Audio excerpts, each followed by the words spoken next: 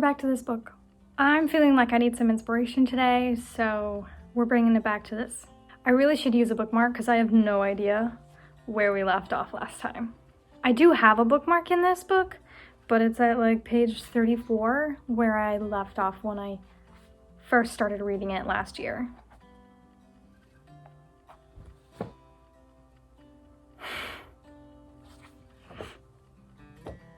This is a dangerous topic for me to venture onto, but we're going there. This week's quote is from page 36. "It's funny how that works," she said. "The human body is made up of billions of cells, and yet it simply takes one person, one voice, one look, one text or smile to completely unravel you. We think we are these overly intelligent, complex creatures, but at the end of the day, we all just want connection. We all just want to know that we aren't going to be alone." I don't even know what episode I talked about this in, but I know I've said multiple times that I am a hopeless romantic, and I say that because when I encounter someone that just sets my soul on fire, for lack of a better term, I dive in head first. Even if they don't even know if they like me back. I'm just like, there's something here, there's a connection here. I only feel this with a few people and I know what it means. When I find someone that I feel that kind of connection with, I'm like, don't go anywhere, I need you. But that's really hard to navigate when you're not even really friends and it would just be completely out of place for you to express just how much you feel like you need them. And there's another facet to this as well, because sometimes I feel this connection with this person, but then I'm scared that when I actually get to know them, they aren't going to be the person that they feel like they are, if that makes any sense. So I'd almost rather just hold on to this feeling of the connection that I felt, and that's enough. I don't have to get to know them, because what if then, I don't know, I guess I'm scared of getting disappointed. If we're just gonna be blatant. And I almost wonder if that's a reflection of my fear that they will be disappointed when they get to know me. I guess it's kind of like that concept of if you fall in love with someone's flowers, then when winter comes, you don't know what to do. So I guess I'm scared that when someone sees my roots, they're not gonna like them. But maybe I'm just overthinking it, because no one is happy and bubbly all the time. So hopefully they would be down to earth enough to realize that I'm gonna have bad days. Okay, I feel like I rabbit trailed way too far from the original concept that quote was trying to bring out. We all just want connection.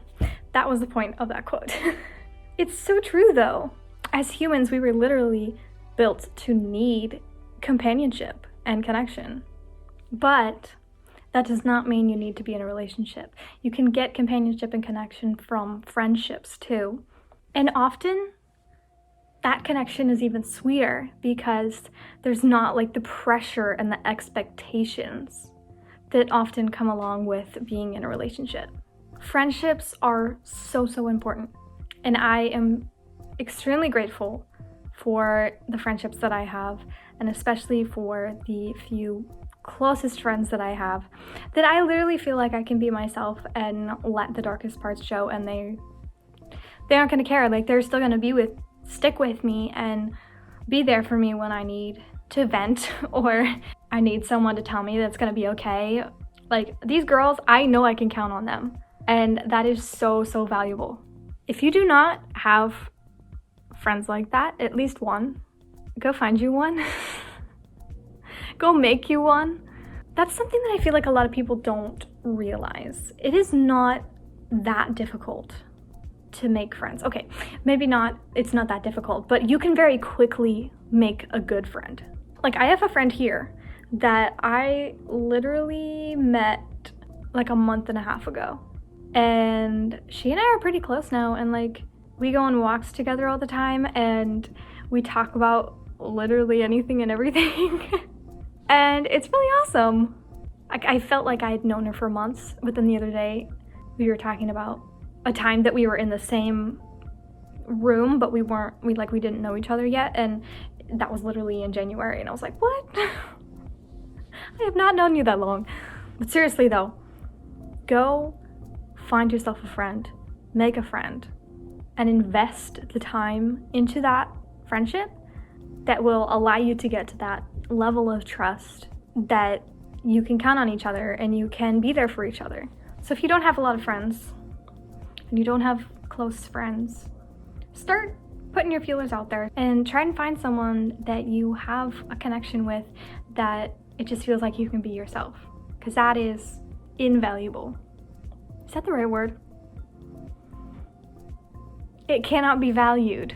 Not that it doesn't have not that it doesn't have value. It's not unvaluable, it's invaluable. The English language, sometimes I can't even. I think that's the right word though. I feel like that was a roller coaster ride, but the point is, as humans, we need connection. And if we aren't getting that connection where we feel like we can be ourselves, we really need to find an environment where we can. Because if you are having to feel like you need to act all the time, that's gonna get really old and you're gonna get really tired of that. Anyways, I hope at least some of that made sense and was helpful. Thank you so much for watching, and I'll see you right back here next week.